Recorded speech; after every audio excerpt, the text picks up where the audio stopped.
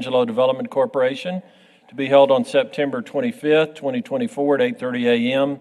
at the East Mezzanine of City Hall, 72 West College Avenue, San Angelo, Texas, for the purpose of considering the following agenda items. Number one, call to order. Meeting is now in session. Number two, prayer. Please join me in prayer. Heavenly Father, we thank you for today and for this great city that we live in, on all the many ways you bless all of us. Guide our deliberations this morning. We ask all these things in the name of your Son. Amen. Number three, public comment. Issues or items that are not on the agenda may be raised by the public at this time. Citizens should speak from the podium, begin by stating their name, and limit remarks to less than 3 minutes. Board members may request that a discussed item be placed on a future agenda. The board takes public comment on all regular agenda items during the discussion of those items. Do we have any public comment? Yes, myself, Nora Navarez, Economic Development Coordinator. Back in July, City Council approved an amendment in regards to public comment. And this, I would say, the rules that are being implemented apply to all boards.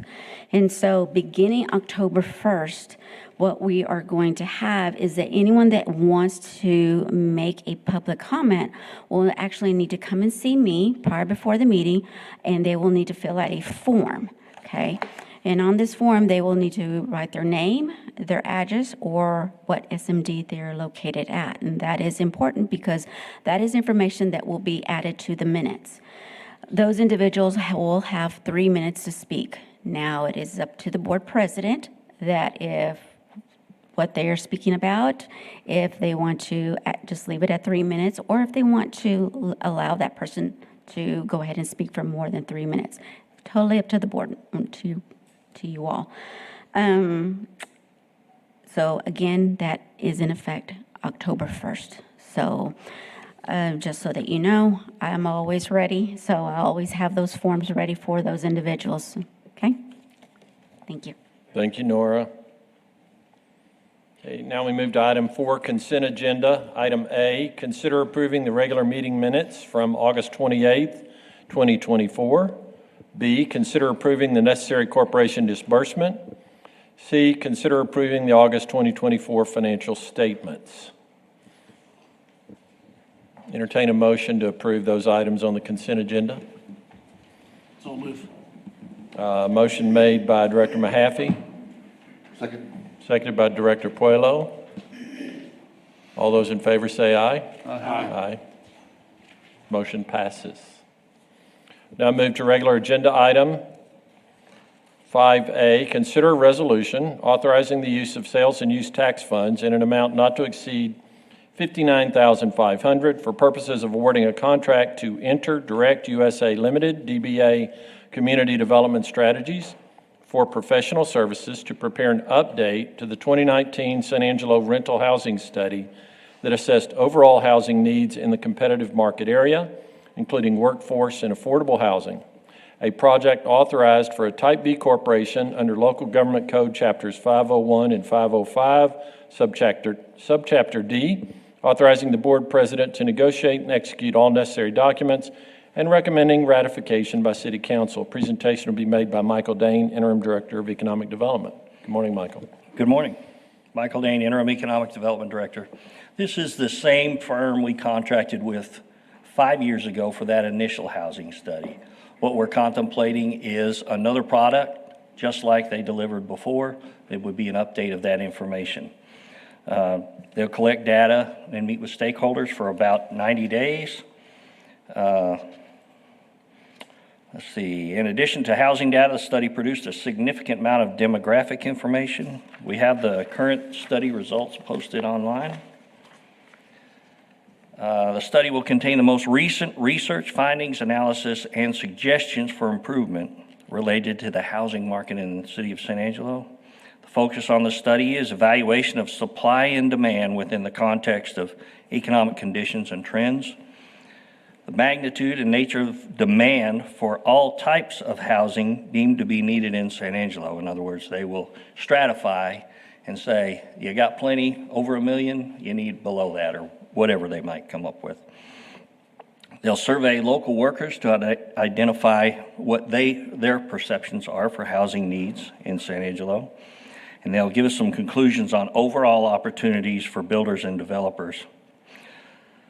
The study requires a considerable amount of participation from local stakeholders.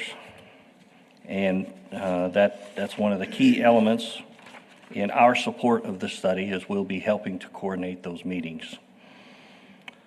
The report is detailed and is a third-party analysis of housing supply and demand.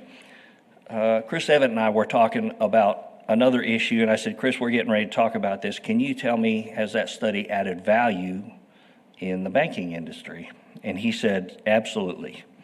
So there was a large local development that locals went in participation on, and he said, I couldn't have gotten my piece of participation approved without that third-party opinion about the market. So it absolutely made a difference on that one project locally, and probably others. But Chris said I could use that as an example in talking to you. And of course, builders can take the report to their lenders to help with that. And of course, the lender took it to his loan committee and used it to support his position on participation in that loan.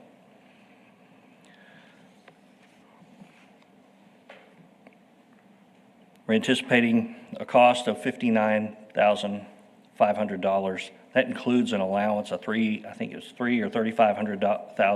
$3,500 allowance for travel. So it may not be that full amount. I think anecdotally, we still hear that we have a need for housing. In fact, Chris pointed out they have 35 to 40 approved borrowers with files ready to go who are searching for houses within a certain range. And they find it difficult to satisfy that demand. And so from that perspective, we still feel like there's a need for additional housing. I think for me, a conflicting element is the movement of interest rates since that the initial 5-year study. What has that done? And what is the beginning of the decline of interest rates bode for the next few years? And so we've heard some chatter about this. We talked about this a year and a half or so ago about, do we think we want to update that yet? And the position then was, no, we think we need to wait a little bit. But it's been a solid 5 years now. And so we bring it back for your consideration. We're not pushing it. In fact, this was originally designed as a concept conversation. But Bob and Brandon pointed out that y'all may want to authorize us to, y'all may say, move forward. And so we put it on there for possible action so that if you decided to move forward, it'd be ready to go. It's high enough value, it's over the $50,000 threshold, so it will need to go to council for ratification. So that will delay execution of an agreement, because we need to get that ratification.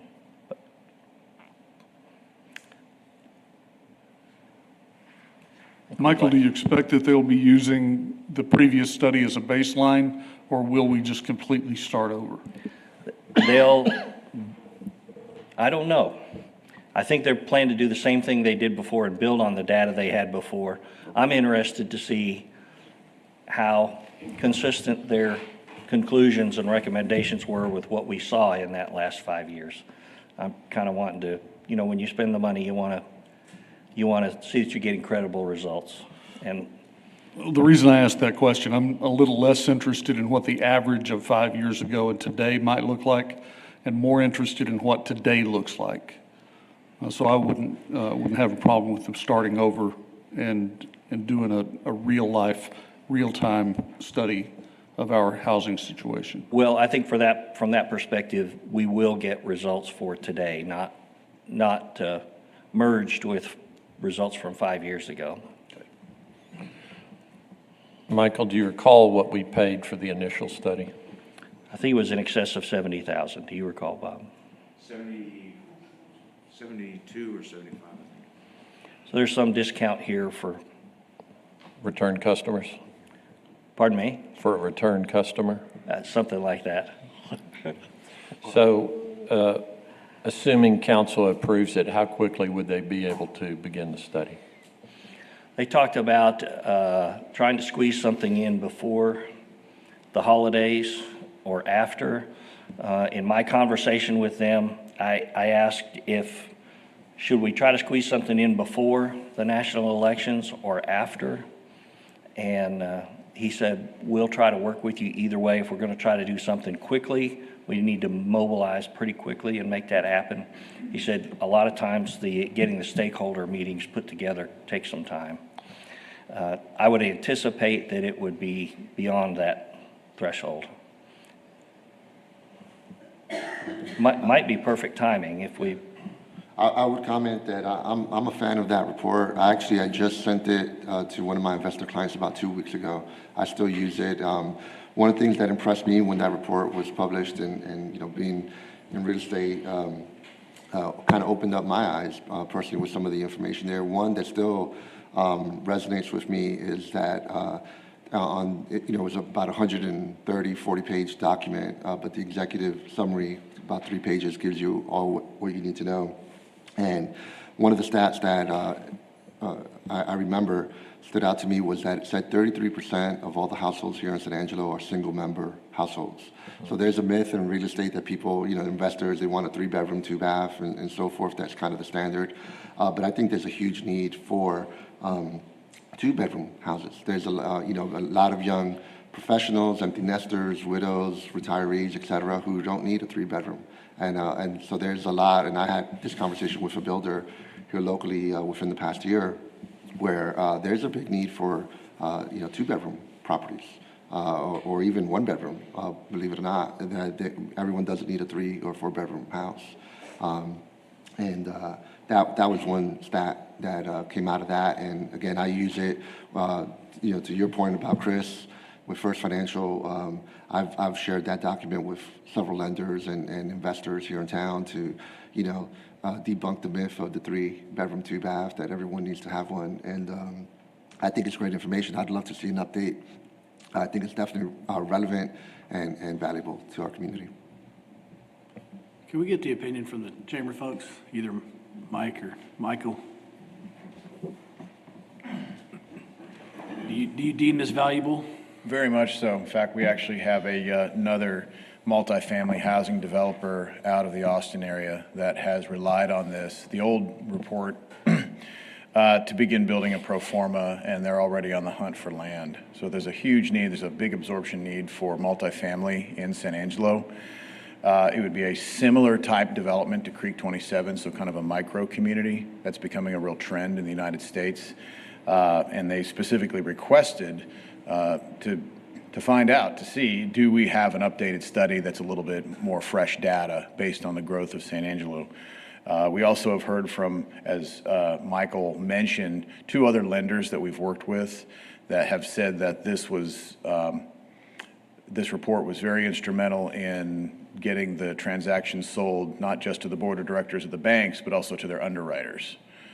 And they're the ones that, they're the real gatekeepers on these transactions. So yeah, we do find this to be very valuable. And then third, there is a project that has been on your monthly reports.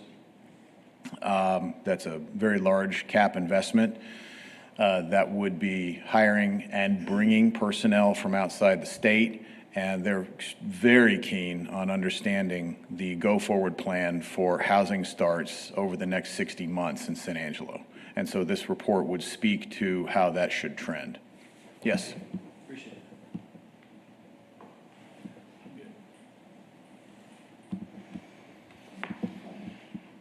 Is that all you got, Michael? that's it.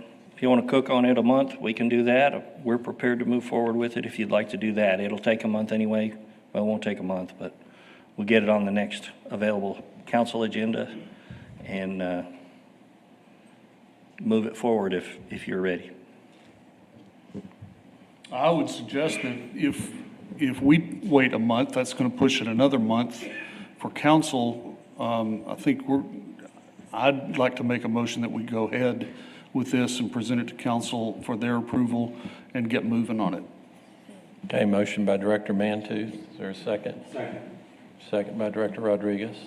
Can I ask a question, Dr. Jones, real quick? Absolutely. Just curious, what is the scope of this project? How long does this take? What quarter do we want to begin this in, Well, to Rick's the point? summary from the last one said they did research and met with stakeholders for 90 days.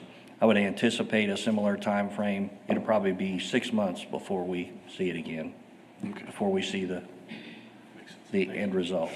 But if you have specifics in mind, if you'd like to set targets, if there's some material event in March and we want to make sure we get it done for March, we can talk about that. But in the absence of that, we'll move without delay and just go from there. Bren, we're considering this a project, so that's going to require the 60-day notice, is that right? Yeah. The way I was understanding this is this would be separate from like the ballot-approved affordable housing, so we're doing it as a separate project. And so Bob is right, we'll have to have the public hearing next. Council can go ahead and approve it, it can go to them, but we'll just need a public hearing before this board next, so probably next month. So we take public comment today? Yes, sir. It won't, we do take public comment, but it won't satisfy that hearing. No, it won't. That has to be a separate deal. All right. Okay, any public comment on this agenda item? Oh, Michael Looney, VP of Economic Development, San Angelo Chamber of Commerce. I concur that I think we should move forward on this as quickly as possible. Based on the last comment that I just made about a corporation that is looking very seriously at San Angelo, that does have a keen interest in understanding the go-forward plans and the current status of housing in the market. And this is pertinent to what you've seen on your reports as Project Powerhouse. And they are putting us under some pressure to get answers on an update on the study. So I think the faster, the better. Well, maybe we can get them to pay for it. No. thank you, Michael. Stephanie Hamby, Executive Director, Galley, CDC. I just want to let you know that we use this housing study a lot. Just recently, we applied for a grant to the Federal Home Loan Bank of Dallas, which grants hundreds of thousands of dollars to affordable housing every year, actually millions. They require this in the grant requirement, and I do not have the money to pay for something like this or the time to do everything that you guys do. So I appreciate it. This will really help us move forward with a lot of the bigger grant requests that we want to write as we buy land and as we grow, and help us to really understand what the need is for all levels so that we can contribute in the affordable housing side. So recently, Galilee CDC was featured in a national home building magazine. So it was really cool. We got to highlight San Angelo and everything that is going on here. So I think that's great. We can use that as well to a platform to start talking to those bigger funders that will put more money into the community and allow us to build the affordable housing side that we do for the city. So I appreciate it. This housing study would be very, very helpful to us as well. Thank you. Thank you, Stephanie. Something to think about. There could always be a question by members of the board or the public, well, we have access to all these different resources. We have a Chamber of Commerce. We have very strong relationships with the Apartment Association, the Home Builders Association, the Realtors Association, which we do. And in fact, on the last study, part of the project that entailed Bob and me and Guy contributing information and creating contacts, it's very important that it be a third party. This should not be, for reasons of the effectiveness and veracity of the report, it needs to be a third-party study. It can't just be an internally, organically generated study by staff. It certainly, a lot of the information may be very similar, but it has to be a third-party study for it to have the real impact for underwriters for these transactions. Thank you. Any other public comment on this topic? Brandon, we have a motion and a second. Are we in a position to take action and then have the public hearing later on? Yes, sir. Okay, got a motion and a second that we approve this resolution to use $59,500 to conduct this update to the housing study. All those in favor say aye. Aye. Any opposed? Motion carries. Thank you, Michael. Item 5B, consider approving the proposed COSA DC meeting calendar for 2025. Presentation be made by Ms. Nora Navarez with Economic Development Coordinator. Good morning again. So here before you, I have all of the meetings set for 2025, and you will notice that just November and December are the 2 days, are the 2 dates that we have to adjust on our calendar because of the holidays. Now, as we get closer to those 2 months, if something is needing to be changed, we can do so. So if you have any questions, I'd be more than happy to answer those. That's basically what we've done in '24. Correct.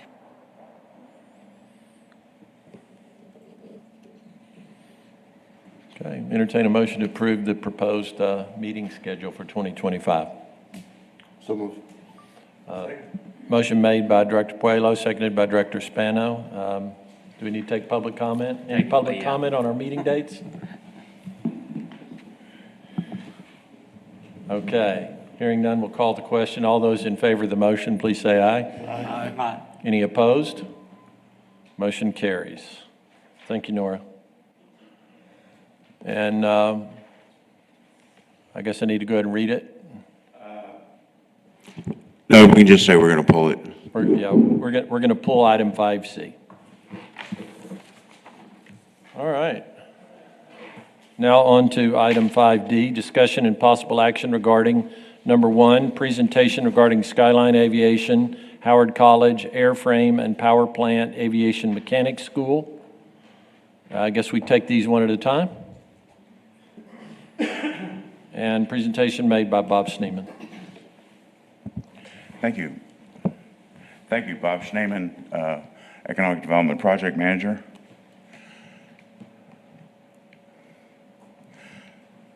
I'm going to skip past that one. This item is it's something that's going to be, I think, of interest to the board. Skyline approached us several months ago with the idea of doing an aviation mechanics school. I'm going to basically just introduce the item, and then we've got some folks here from Skyline that'll give us some background on it. But basically, they're proposing a joint use school that would be between Skyline Aviation and Howard College with 2 different programs. The Howard program would be a 2-year associate's degree program, and then Skyline program would be a 1-year certification program for both would yield an airframe and power plant license or certification. They anticipate up to 105 students capacity. They've already identified a building that is up off a tractor trail, so it's very close to Howard College. It's a convenient location for them. And they anticipate that they're going to need 30 instructors at in the neighborhood of $45,000 a year. It may be higher than that, and a manager at $75,000. This is a picture of the aerial that shows the site. As you can see, Howard College is there towards the bottom of the screen, and it's, I don't know, maybe half a mile to the proposed site. And it's both are very accessible from the interstate, so I think it's a good location. And the building is well suited for this use. At this time, I'll turn it over to the folks from Skyline. I'll let them do their own introductions, and then we can get back with it. And what I anticipate doing, by the way, is after their presentation, we'll do the second part of this item in executive session, and then we'll come back out and take action if the board so desires. Thank you. Thank you, Bob.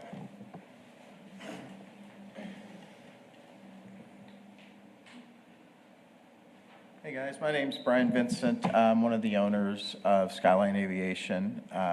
Thank you for listening to us today and appreciate what you guys do for economic development.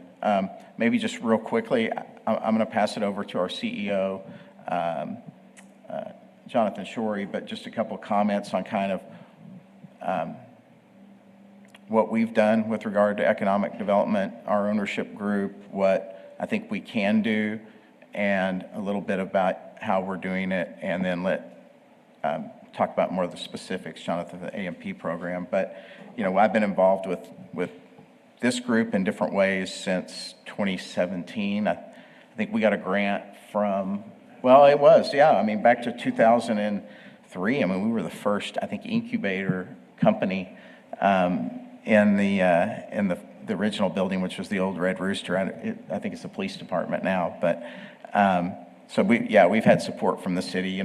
Everyone that's on our ownership group is from San Angelo.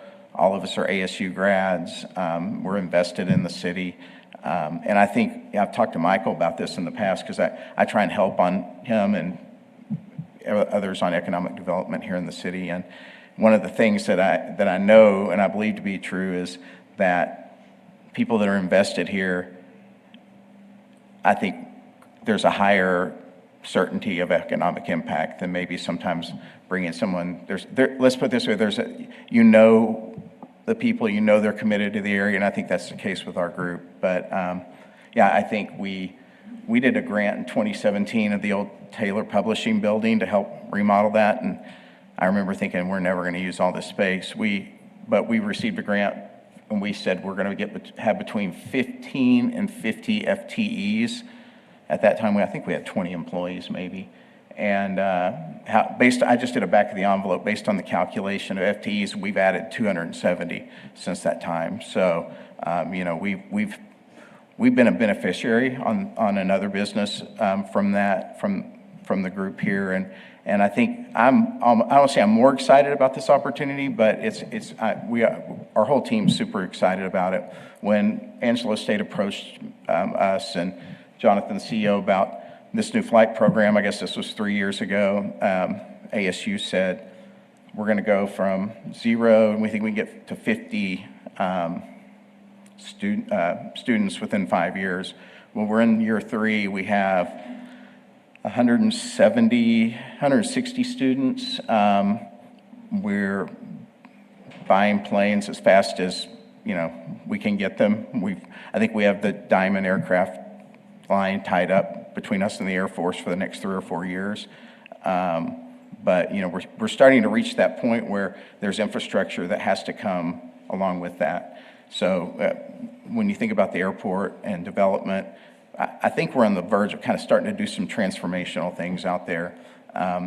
Based on for takeoffs and landings, it's opening up opportunities for other federal type initiatives. So for us, it's kind of a 3-prong approach. In order to grow the flight school, we have to have all these airplanes, which we're investing in, and they're not inexpensive. But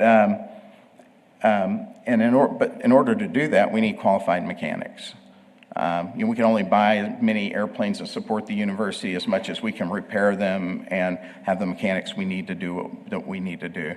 The third piece of that is, the fixed base operator, the FBO facility, which we have 2 on the field, which are very good. We're Skyline Aviation, and we also have Ranger.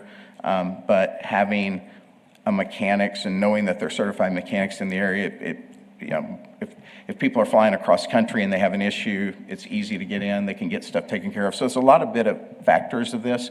Even at principal, an AMP has a very detailed understanding of equipment, how to repair equipment, and a very technical skill set that they develop. And we're actually looking for someone right now we have several $1 million worth of equipment and very technical equipment that we're having a hard time finding somebody to fill that position. So I think when we think about the scope and the job creation, it's well beyond just, hey, we're going to have a few mechanics here, or we're going to hire this many instructors. There's a much bigger thing that happens in that, and I think and will happen in this process. So that's a little bit about kind of how we got here.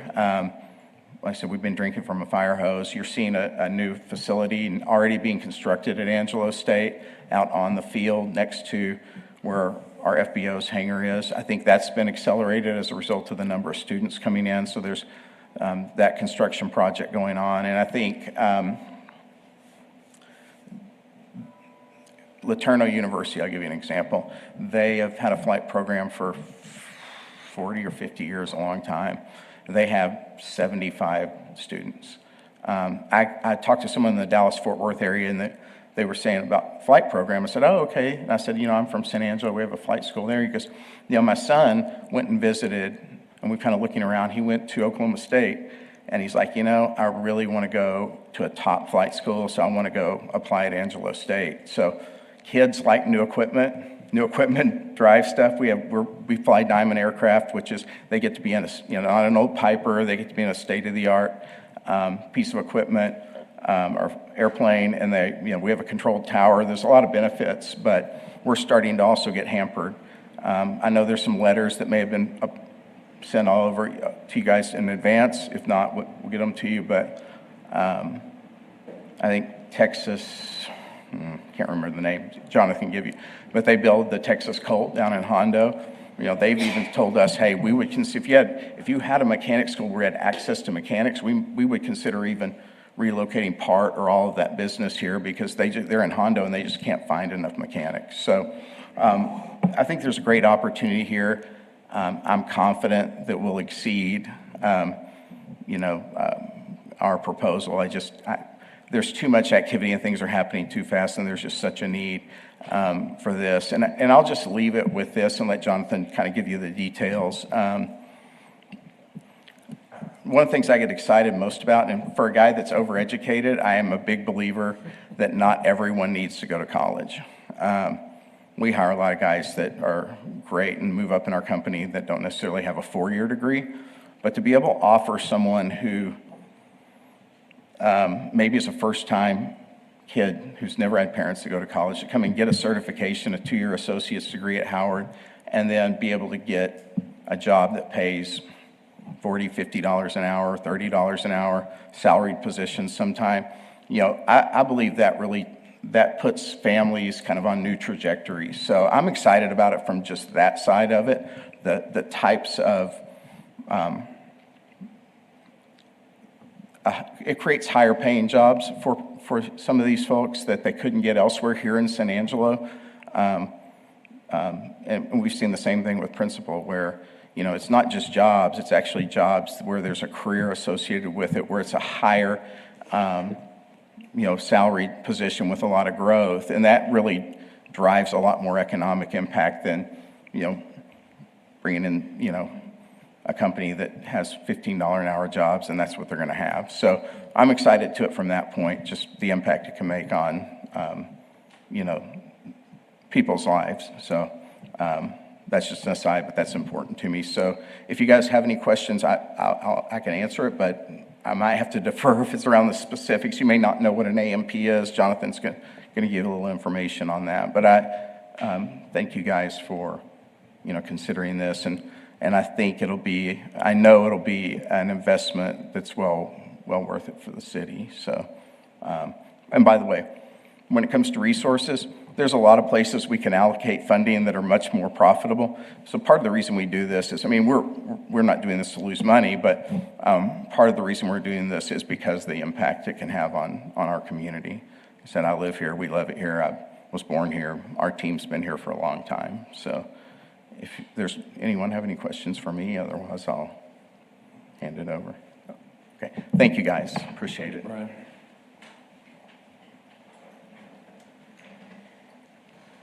I'm Jonathan Shorey. I'm CEO of Skyline Aviation, and I really appreciate you guys giving the time to be able to hear this. I just want to talk briefly about a couple different things.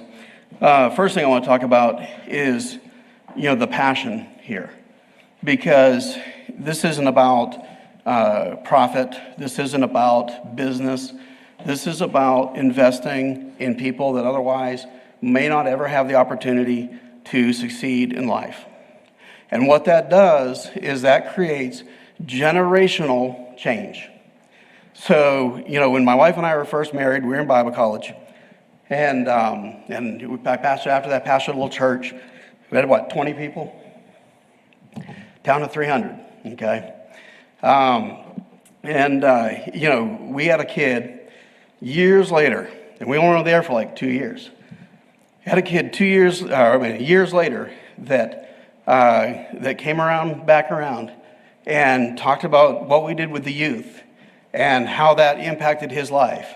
He ended up going to Bible college, how he actually pastors a church. That kind of stuff is what you want to hear. That is, to me, if you can invest in somebody else, that is a life well lived. So when we talk about this mechanic school, we're not just talking about teaching people how to turn a wrench. We're talking about literally giving them an opportunity to gain a skill that they will be able to use and invest back into our community for years to come and make a really good living doing it. So that's kind of the passion behind this and why we've driven so hard to try to make this stuff happen. Now, as far as an airplane mechanic, what they are, I was in the Air Force Reserves, along that same time. I was the crew chief on an AC-130 gunship, a really cool aircraft. And, as far as an aircraft mechanic, in and of itself, you're working on airplanes. The FAA requires that you be certificated, is what they call it. We call it, in the regular society, we call it license, pilot license and airplane mechanics license. They're really called certificates. But you have to have that certificate according to work on an airplane, a certified aircraft. And there's all kinds of facilities that hire those mechanics, and that's all they can hire is those type of mechanics. So by having a school here in San Angelo that can train these people to become aircraft mechanics, we will become an area that will attract aviation-type manufacturing business. And we already know that to be the case because Texas Aircraft, which Brian alluded to earlier, has told us that at a bare minimum, they would bring component manufacturing to San Angelo. So, that's just one small company, and they're all over the country. So the ability to be able to, if you will, sell San Angelo as a center for, aviation and skilled labor, this is a very key component to that happening. As far as the, pay and stuff like that a mechanic currently gets, anywhere between $30, $35 an hour to start, fresh out of school, on up to $60, $65 an hour, before they get into management. Once they get higher certifications, what they call it an IA, an inspection authorization, they can go into management. Those people can make well over $100,000 a year. So these are not small jobs. These are significant jobs that people really actually don't even have to have a degree to do. We're partnering with Howard College on this because I do believe in education and I do believe in a degree. And if you look at the statistics of an aviation mechanic without a degree versus an aviation mechanic with even just a 2-year degree, the difference in pay is about 40% overall. So it's a significant increase by just having that degree. There's also the possibility, and we've talked briefly about this with some different people, about having Angelo State even be able to, take them in as a 2-year degreed mechanic and let them continue on, maybe in a management track or something like that, to be able to gain a bachelor's degree. And then that just makes them very, very marketable, in that sense. So what I want to leave with, and I really appreciate your consideration, is, the ask on equipment is about $1.2 million to put this together. And that's test stands and things like that the students will use. And I think the total ask is 1.5. But what I want to leave you with on that is that, it's an investment. If you choose to, partner with us on it, it's an investment that literally will have decades and decades and decades of positive impact to the economic impact to the citizens of San Angelo. Do you have any questions at all? So Based on the slide that Bob put up earlier, he said the capacity of the school would be 105. That's at any given time. So the school itself, and that number is just kind of it's a number that we're trying to put together the difference because there's two different tracks on this school. So you would have the Howard College track, and that would probably be the majority of your students. They'll go through a 2-year degree, okay? There will be the possibility of a student being able to go through this in about 18 months or so, a year or 18 months, if they already have a degree or something like that, or maybe are not going to actually get a degree. So there is a possibility of 105 is kind of a mixed number in that, but that would be the capacity of the school at any given time. So students coming in would choose whether they wanted to enroll at Howard College enroll at Howard College and seek the 2-year degree, which would take 2 years, I assume, versus just get the certification training and be done, in 18 months or 12 months? It can be, depending on the class schedule, can be anywhere from 12 to 18 months. There's 2 schools in Dallas right now that we know of. It's probably more than that, but there's 2 that we know of that are actually putting the school together to do a 12-month school. And that's going to school full-time, literally the mechanic aspect of the school full-time for 12 months. Yeah. So that is a possibility to be able to turn them sooner. And then the other thing too, is we talk about aviation, these, a skilled mechanic that has a A&P certificate, they're desirable in all kinds of businesses around. Of course, we're West Texas in a sense. You had a lot of West Texas type mechanical, businesses, and those people end up going, like Midland College, for example, has an A&P program. And Midland College, a lot of their students, go into various sectors. A lot of oil field stuff. Elevator companies hire them. People that do, different technical stuff like that. So you may not have an elevator company in San Angelo, but there's plenty of companies in San Angelo that would probably be interested in having skilled labor like that. So what is the current understanding as to the number of A&P jobs as airport mechanics in San Angelo? I mean, you're graduating 105 a year or 50 a year or? Yeah, no, at capacity, that would be graduating 100 a year. 100 a year. And yep. So how many placement opportunities would there be in as an aircraft mechanic in San Angelo? What's Sure. your expectation on that? So actually in San Angelo itself, I would expect probably half would stay here. Some of the other ones that would come in wouldn't be from San Angelo, just like Angelo State's flight program. We have a lot of them coming in from around the state. So I think you'll have some of that as well. And then some of the companies, one of the companies in particular on the field, they've looked at expanding here in San Angelo if we have a mechanic school. Because again, just like everyone that we've talked to, there's trouble getting A&Ps to come here. So they've talked about expanding, their facility here. And we've talked to them about, that kind of thing. So I think that to answer the question directly, I don't have an exact number of how much we thought, would actually, be a need per year, in the direct area of San Angelo. Yeah. But I think it goes two ways on that. I think that by having the A&Ps, having the school that's teaching, the airframe power plant, that we'll also have a very critical item that is used to attract aviation businesses to San Angelo. And I think that's a key component, and that's a hard one to quantify. Sure. Well, just thinking in terms of, Bob's ability to calculate the ROIs we have to calculate for any projects. Sure. If we had any sort of quantitative estimates in terms of jobs in that area in the city, that would drive part of that. Because right now it looks like the jobs are mostly the instructors. Yeah, as far as the actual project itself, it would be the instruction, the management staff would essentially be your direct employees that, would be employed by the school. The impact beyond that would be, like our businesses on the field already.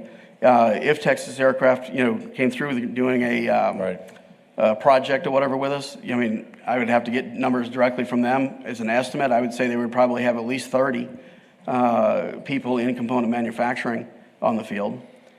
So, yeah, so all total over a period of a number of years, let's say 4 or 5 years, maybe to a decade, you know, you could be talking anywhere around, I don't know, I'm trying to stay conservative on it, you know, maybe a couple hundred jobs.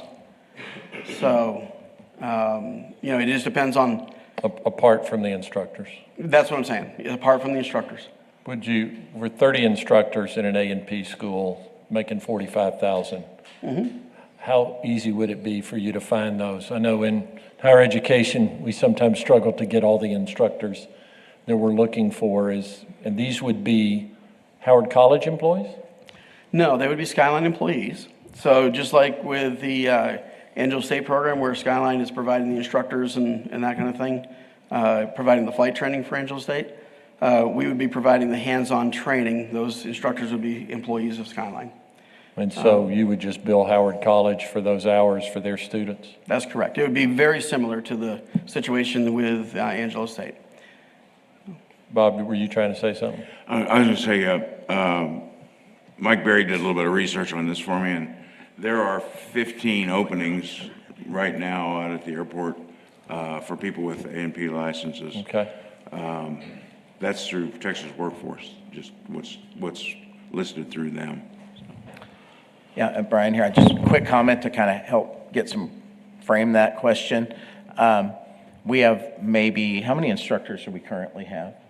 47. So on that flight school side, we have 47 instructors. We're kind of limited into how fast that can grow based on how many mechanics we have. So if you think about 80 employee or 47 employees for, you know, call it 100 and how many are actually flying right now? 120 and the 160 in the program? I think we have 147 or 8 that are flying. Right. So if we wanted to go to 600 employees, right, 600 students, you know, I think it's possible. I think we could go to more.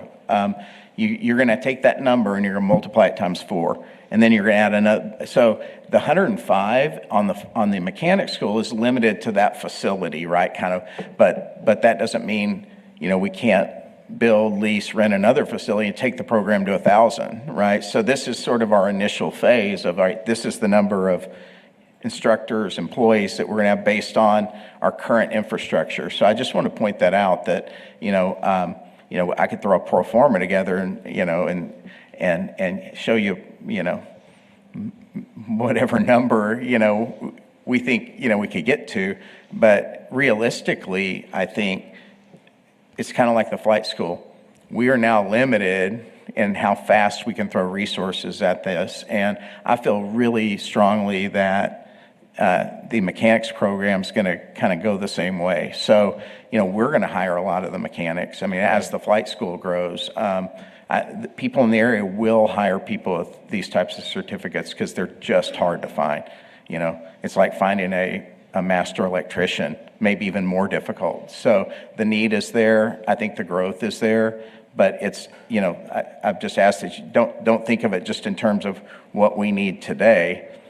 You know, we may be coming back in a couple of years saying we want to go to 1,000 students, you know, but what I found, just like with principal, that additional help really made a difference in our growth trajectory and how fast we could grow. So I think you're going to see the same result here. You know, we could do some projections to kind of get kind of what that full future looks like in terms of a sort of pro forma estimate. But I can see very easily that if we took the flight school, I know Angelo State's like, hey, maybe we stop at 300, 350, but we have a student that I think transferred from Emory-Riddle. I mean, we can drive this thing bigger. We just need infrastructure and resources to keep doing it. So I just want to point that out. No, I appreciate that. Yeah. But just, Dr. Jones, to speak particularly to your question as far as instructors and being able to get those instructors. So within our student body, we will constantly be looking for the ones that kind of stick their head up with that instructional ability. With regard to the mechanic school. I'm talking about the mechanic school. Yeah, exactly. You know, as far as, you know, and you know, being in education, that, you know, teaching is a passion. and the best teachers have a passion for teaching and have a passion for people learning.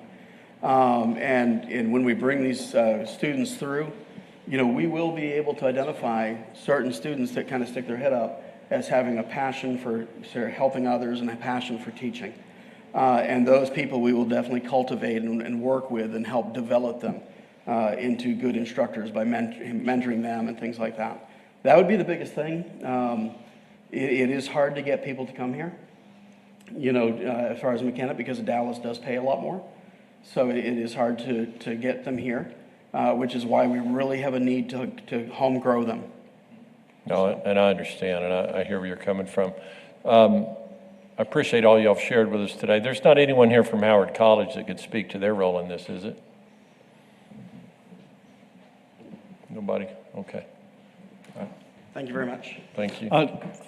Yes. After you.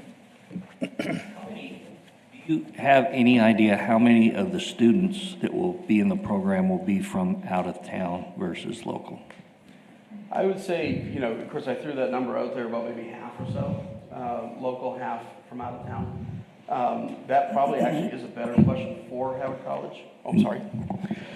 Yeah, get in front of the mic. Thank you. So, but I made the comment earlier about maybe half. That's not a scientific number.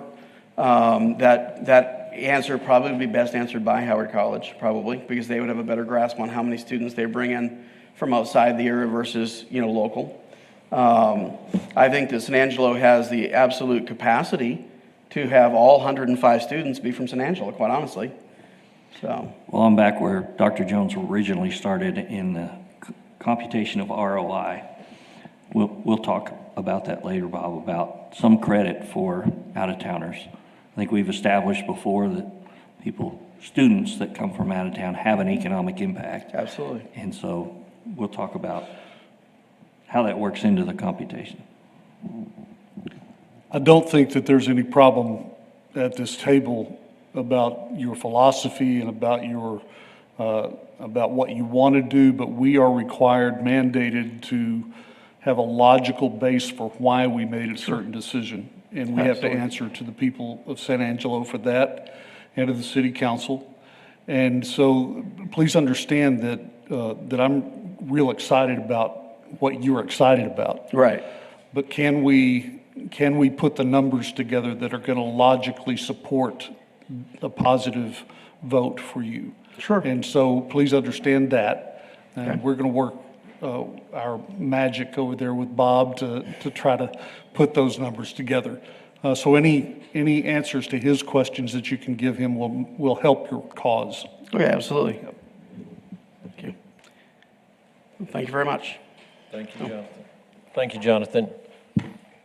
Yes, Mike, come on. Mike Berry, Brian Vincent asked me to make one comment I just made to him in answer to your question. I commissioned a study a couple years ago that looked back 3 years over the industries that are contracting and the industries that are growing here in San Angelo.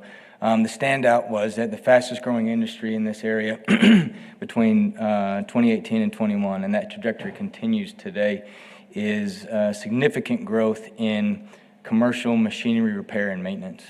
And to the point where there is a significant gap in qualified employees to fill those roles. So any company that has any type of machinery, however automated it is in desperate need of qualified mechanics and electricians to not just maintain the mechanical parts of the systems, but also the PLCs and everything else that run those systems. So I've got that study. I'll make sure it's available to Brian and Bob, and that'll just help build the case for the need for filling those types of jobs in the local area. Thank you, Mike.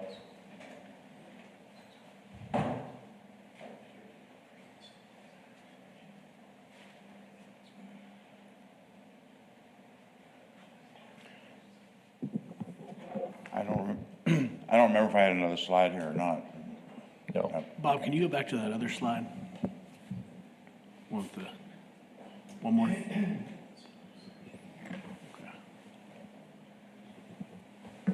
So just a comment mainly. I'm in huge support of generating opportunities for skilled workers and trades, and we have to educate those folks as well. And so to Rick's comment, I'm a huge proponent of this philosophy and this thought, because it's not only generating jobs, but it's generating 105 students to this community who are going to eat here, who are going to potentially rent apartments, fuel to travel. And so this is a pretty significant economic impact in my mind, not just those job creations, but also generating 100+ students, and that will only grow. So again, anytime I think we can support this economy and generate more folks in the trade areas, electricians, plumbers, I mean, we need those skilled workers everywhere. And so I think this is a great opportunity to generate that. And then it spreads out at spiderwebs into other industrial companies that want to come in and help support. They see the growth in these certain areas, and they want a piece of that as well. So I think it's a great philosophy, and commend you guys on the work that you did for that. Yeah. We've got several companies out at the airport that are talking about expanding. And when we looked at doing the return on investment analysis for this project, we said, okay, should we look at those other companies and what they might hire? And we're sort of, we'll talk a little bit more about this in executive session, but sort of trying to balance things there, because those companies are also likely to come and ask for assistance from Costa DC for their expansion. And so how many times can we incentivize those jobs? So we're walking kind of a narrow line there, but. Well, plus, Bob, we're kind of a chicken and an egg situation here. If we produce all these eggs, are the chickens going to come? And you don't know that for sure. You can guess that they will, and that's where we get into we need the logical base numbers to be able to prove what we're doing here today, and then hope and recruit. Correct. Yes, and they've also gotten, I believe it's letters of support from 5 different companies at the airport, all saying they support the idea of a school here for mechanics, and they see a need for it. How do you quantify that is another subject. So, if the board is ready, we can go into executive session and. I would suggest maybe go ahead and call in for public comment if there's anything to consider in executive. Plus, if we come out and don't take any action, we'll at least give the opportunity for public comment on this first item. Sure. Okay. Any public comment on this item?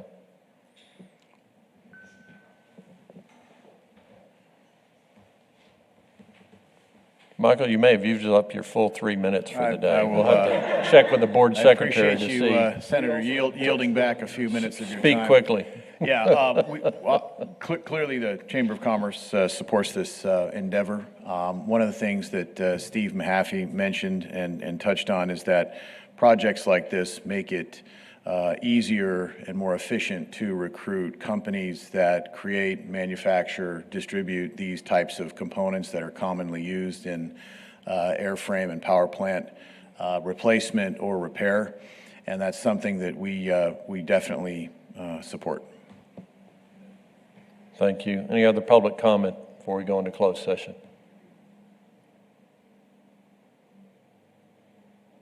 Okay, at this time, the board will go into closed executive session under the provision of Government Code Title V, Open Government Ethics, Subtitle A, Open Government, Chapter 551, Open Meetings, Subchapter D, Exceptions to Requirement that Meetings be open under the following sections. Section 551.087, Business Prospect Negotiations regarding Skyline Aviation Aircraft Mechanics School. Okay, it is 10:20 a.m. Coming out of closed session. Now go to item number 7, follow-up at administrative issues. A, consideration and possible action of the items discussed in closed session if needed. There are none. B, announcement and consideration of future agenda items. Anybody have any suggestions for future agenda items?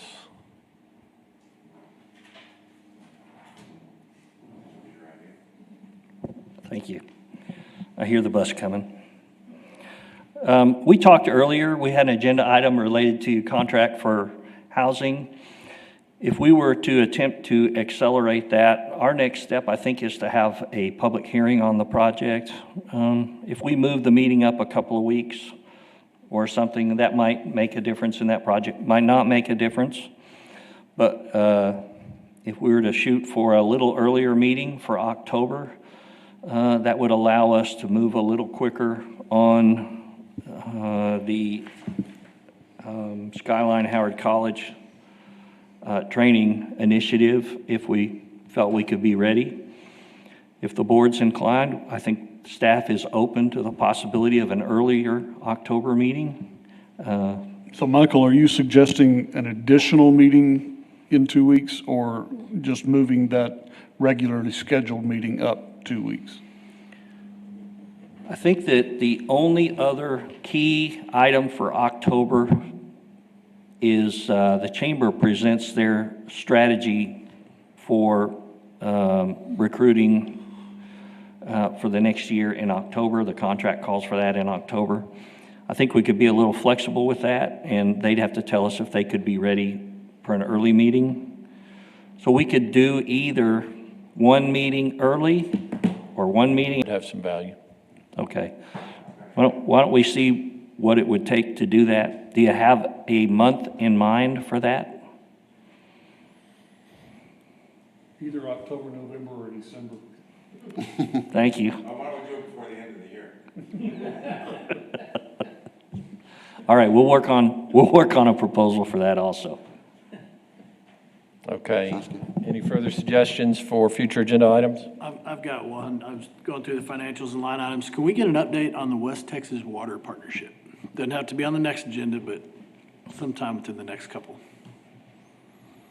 We have been carrying that forward for about 6 months, and they were at a sensitive point for that, and I just need to get Daniel to give us the okay, and then what I'd like to do is get the engineer who's been involved from day one to come and make that presentation. We don't have, I don't think, at this point, a reason or justification to pull that into executive session, where some of the nitty-gritty could be discussed. So if we're going to do it in open session, it's going to be just the bare bones. Okay. Any other suggestions from the board? Okay, entertain a motion to adjourn. So move. Motion made by Director Mahaffey, Second. seconded by Director Mantooth. All those in favor say aye. Aye. We stand adjourned at 10:27 a.m. Thank you.